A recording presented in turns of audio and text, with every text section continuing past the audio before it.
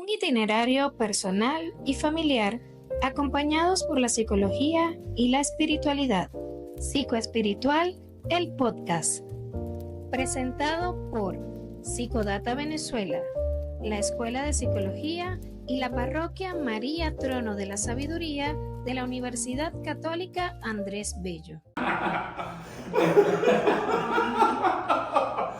Mira, aquí nos estamos riendo de cómo ha pasado este tiempo tan rápido, ¿eh? Ya estamos del primer domingo después de la Navidad.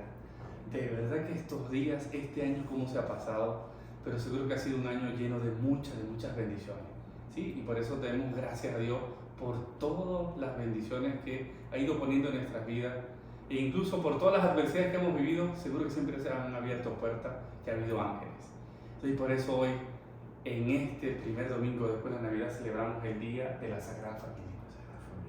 Un día especial porque además lo hacemos en el mes de diciembre, en donde es el mes de la familia. ¿Sí? Diciembre es, Navidad es familia, Ayaca es familia, ¿sí? Familia es encuentro. Así que es para darle gracias a Dios en este tiempo. Y qué bueno que hacerlo con esta festividad. Por eso lo primero que vamos a hacer es leer el Evangelio que corresponde. Evangelio según San Lucas, capítulo 2, versículos del 41 al 52. Los padres de Jesús solían ir cada año a Jerusalén para las festividades de la Pascua. Cuando el niño cumplió 12 años, fueron a la fiesta según la costumbre. Pasados aquellos días, se volvieron, pero el niño Jesús se quedó en Jerusalén, sin que sus padres lo supieran. Creyendo que iba en la caravana, hicieron un día de camino. Entonces lo buscaron y al no encontrarlo, regresaron a Jerusalén en su busca. Al tercer día lo encontraron en el templo, sentado en medio de los doctores, escuchándolos y haciéndoles preguntas. Todos los que lo oían se admiraban de su inteligencia y de sus respuestas. Al verlo, sus padres se quedaron atónitos y su madre le dijo: «Hijo mío, ¿por qué te has portado así con nosotros? Tu padre y yo te hemos estado buscando llenos de angustia». Él les respondió: «¿Por qué me andaban buscando? ¿No sabían que debo ocuparme en las cosas de mi padre?». Ellos no entendieron la respuesta que les dio. Entonces volvió con ellos a Nazaret y siguió sujeto a su autoridad. Su madre conservaba en su corazón todas aquellas cosas. Jesús iba creciendo en saber, en estatura y en el favor de Dios y de los hombres. Palabra del Señor. Aníbal, yo tengo que confesar varias cosas hoy, así que me vas a hacer una absolución pública, porque hay varias cosas que en la preparación de este día, de este podcast, hay varias cosas que no, incluso creo que estoy recogiendo el espíritu de mucha gente, porque estamos celebrando el Día de la Sagrada Familia, y cuando nos ponen una lectura, es una lectura donde ya Jesús tiene 12 años, pero todavía no hemos tenido la Epifanía, ¿no? Entonces, al principio eso como que cuesta, porque uno como que el tema de la continuidad, de las etapas, de respetar los procesos, eso es un punto clave. Por eso, ¿por qué hoy es el Día de la Sagrada Familia? Si además leyendo una lectura que nos lleva para otra época. Exactamente, Dani. Fíjate que es muy interesante porque la Sagrada Familia ha sido una fiesta que ha evolucionado.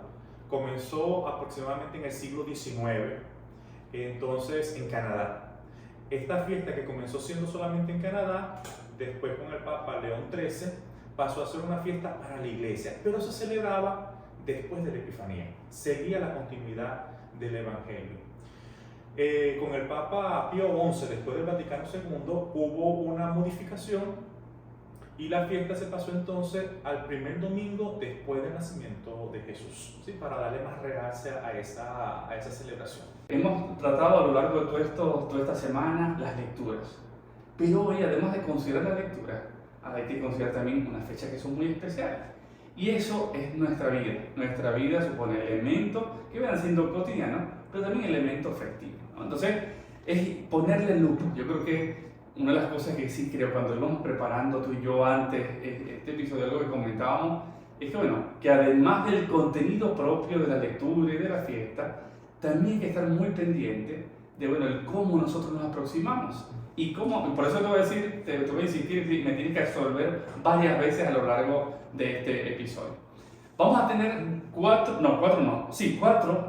puntos clave que queremos desarrollar de esta lectura, pero al mismo tiempo de esta fiesta. La primera, de acuerdo a la lectura tan sabrosa que hemos leído, que hemos escuchado, dice, los padres de Jesús solían ir cada año a Jerusalén para las festividades de la Pascua. Mira, varias cosas con respecto a esto. Primero, como hemos dicho en otro episodio, los judíos estaban obligados a ir a 3 veces a Jerusalén por 3 fiestas importantes. Si vivían muy lejos, al menos una, sobre todo esta de la Pascua. Entonces, allí nos encontramos con la familia de Nazaret yendo a Jerusalén con un Jesús que ahora tiene 12 años y con 12 años ya está a punto de pasar a la madurez, a la adultez en el mundo judío, que es donde se pasa de ser hijo de los padres a ser hijo de la ley. Que eso es lo mismo todavía hablaba en el episodio anterior de María, que ya pasó a la adultez, se calculaba que tenía 12, 14 años, ¿no? Entonces, bueno, nos habla de eso. ¿Qué significa ser hijo de la ley? Una de las cosas que, bueno, en los apuntes tuyos y, bueno, incluso lo que manifestaba en el episodio anterior y en el episodio actual. ¿Qué significa pasar eso, de ser hijo de los progenitores a hijo de la ley? Bueno, para el judío, cuando se llegaba a la adultez, ya se aprendía a vivir respondiendo y correspondiendo a Dios a través de las leyes. Para ellos era un modo de hacer la voluntad de Dios. Ahora, ¿cómo se consigue la voluntad de Dios en el día de hoy para nosotros hacerla realidad? Y es allí donde entra un tema interesante que es el discernimiento. Pero bueno, después haremos unos capítulos, unos episodios especiales para hablar un poquito del discernimiento. Que supone, en primer lugar, lo que sí podemos insistir es esa capacidad para no hacer que la vida nos pase por delante, sino esa capacidad para ir saboreando, viendo cada uno de los elementos. Pero en este punto, Aníbal, además de poder ver estos elementos explicativos, yo creo que hay 2 grandes lecciones para lo que supone la fiesta hoy de la Sagrada Familia. En primer lugar, es la necesidad que tenemos como familia de llevar a esos procesos personales y familiares tan íntimos, que son tan necesarios y que a veces le huimos muchísimo. Porque bueno, ese tema, esos diálogos, esas expresiones tan importantes que tenemos que hacer, a veces hay familias que son muy expresivas, pero hay otras familias que son muy recatadas y a veces hacen más cosas afuera que en la propia familia, ¿no? Entonces, bueno, lo que supone ese cultivo de esa interioridad familiar, incluso esa interioridad personal. Pero también otro elemento que es el tema de poder acudir a esta fiesta, esa capacidad de que como familia no estamos solos y que no podemos vivir aislados como familia, sino esa capacidad social, ese encuentro, que al final ahorita estamos hablando mucho del tema de lo sinodal, precisamente es en el fondo hacer referencia a encuentro, a salir de mí mismo, de mi núcleo, poder también encontrarnos y poder disfrutar, poder enfrentar, poder también vivir las adversidades, lo que eso supone también es esa riqueza. Entonces creo que es una de las invitaciones como familia, cultivar la interioridad, cultivar el hogar, pero también que es un hogar abierto socialmente, porque si no, nos vamos aislando y nos vamos haciendo unos bichos muy raros. Sigamos avanzando. El punto 2 dice, creyendo que iban en la caravana, hicieron un día de camino. Ahí porfa explícame, porque incluso aquí quiero hacer una confesión pública que pido la absolución.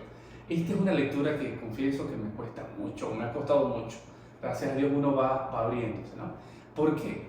Porque en esta, primero el tema de la reacción de Jesús, que es lo que vamos a ver más adelante, pero en esta uno ve una familia, ¿cómo se les va a perder el hijo? ¿Sí? Que además que tiene 12 años, ¿sí?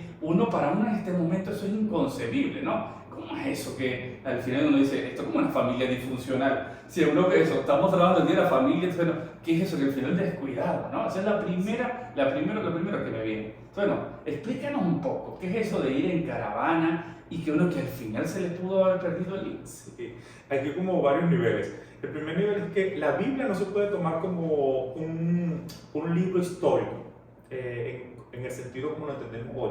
historiografía, sino la Biblia es una catequesis y ahí es donde tenemos que profundizar. ¿Qué nos está queriendo decir el autor? Ahora bien, para saber qué nos dice el autor, a veces tenemos que recurrir a algunos elementos históricos para entender mejor. ¿Qué pasaba en ese tiempo con las caravanas? Estos viajes, posiblemente de Nazaret a Jerusalén, tuvo que ser un viaje de aproximadamente una semana. Pero iban las grandes familias junto con otras haciendo el recorrido. ¿Y qué ocurre en las caravanas? Los niños iban caminando por un lado, a veces los hombres por otro lado, las mujeres por otro lado, se reunían para comer y así hacían un día, 2 días de camino. Posiblemente en las noches se recogía la familia más nuclear para dormir. Y por eso tal vez María y José, pensando que Jesús lo ven que comienza el camino, piensan que tal vez, posiblemente pensaron que el niño estaba con algún familiar o con los otros niños ya a punto de ser adultos, y cuando en la noche se van a encontrar para estar como núcleo, ya Jesús no está con ellos.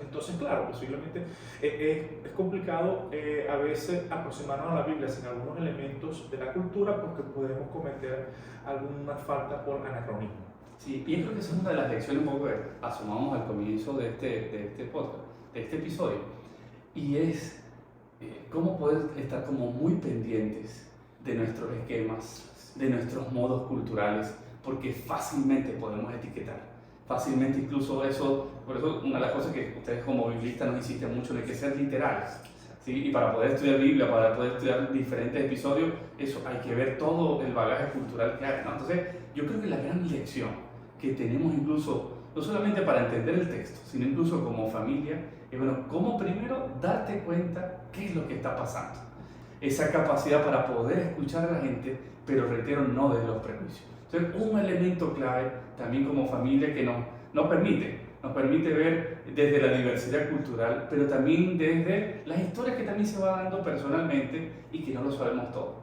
Pero bueno, obviamente a veces encontrarnos con cosas que no queremos nos da mucho miedo, ¿no? Bueno, es pedirle a ese Dios de la vida eso, desde el discernimiento, ¿sí? Hasta darnos, Señor, la capacidad para poder escuchar.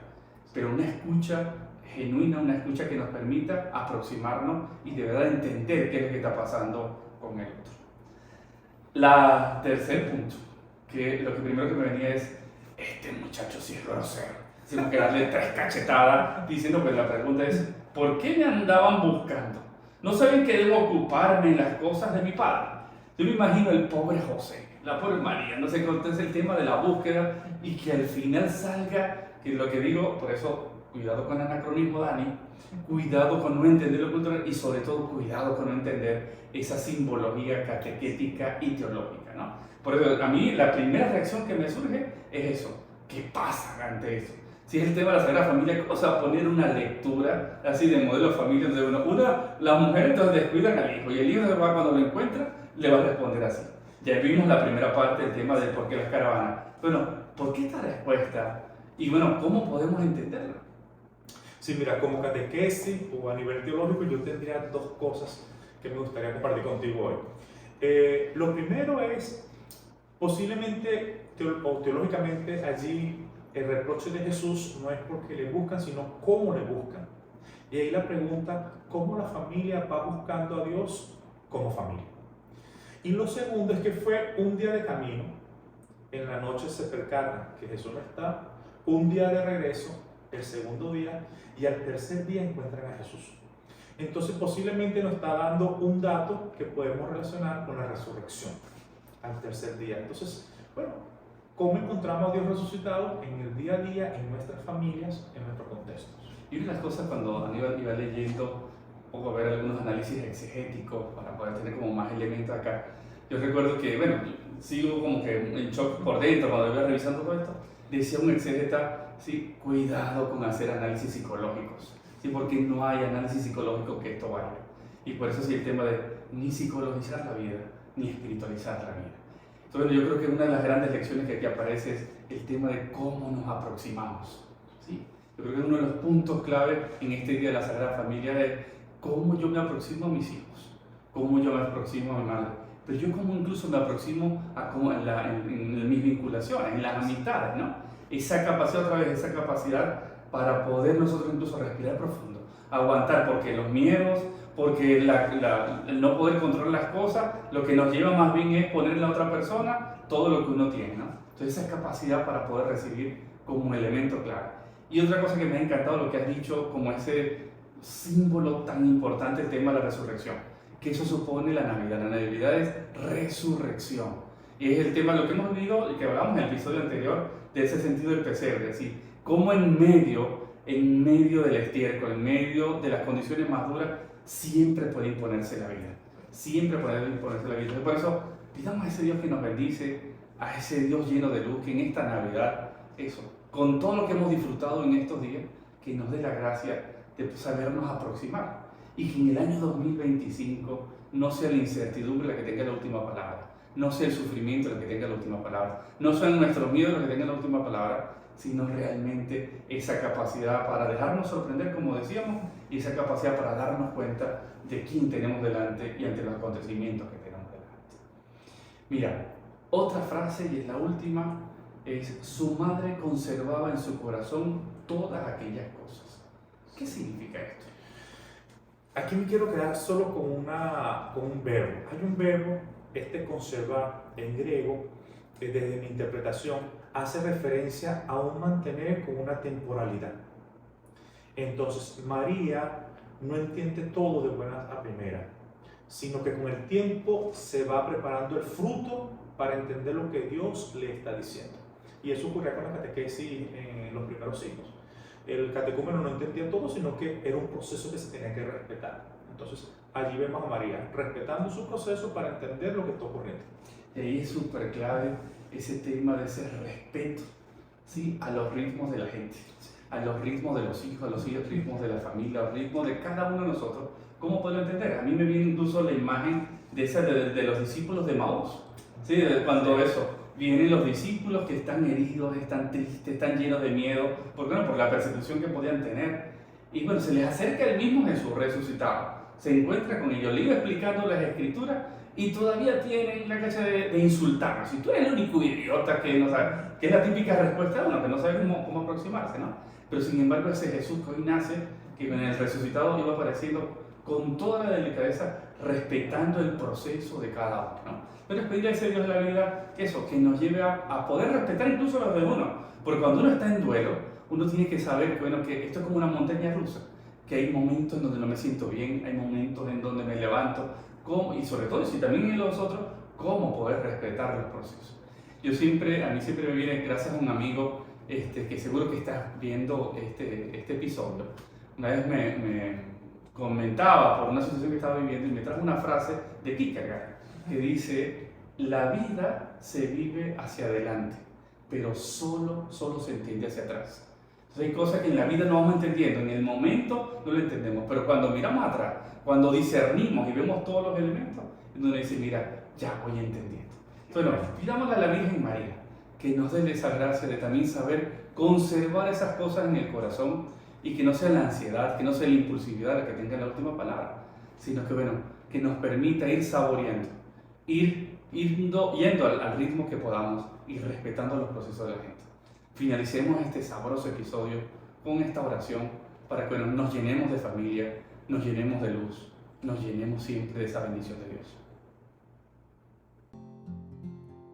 Oh Dios de la vida, fuente de todo amor y de unión familiar, te damos gracias infinitas por el regalo de la Sagrada Familia. En Belén, la luz divina brilló en las sombras de un pesebre, anunciando la vida, la esperanza y la resiliencia. Te pedimos, Señor, que la paz y la unión que reinaban en ese humilde hogar se derramen sobre cada una de nuestras familias, especialmente en estos días de preparación para un año nuevo. Que la Sagrada Familia sea nuestro faro en medio de las incertidumbres, infundiéndonos fortaleza, creatividad y sabiduría para enfrentar los desafíos que se presenten.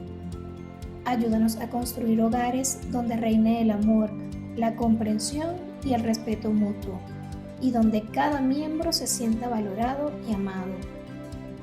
Te pedimos, Señor, que bendigas a todas las familias, especialmente a las que más lo necesitan, las que sufren, las que tienen a sus hijos en las cárceles, las que están divididas y las que buscan un nuevo comienzo. Que la Sagrada Familia sea nuestra guía y nuestro fundamento, para que podamos caminar unidos en cada paso que demos en el nuevo año 2025. Amén.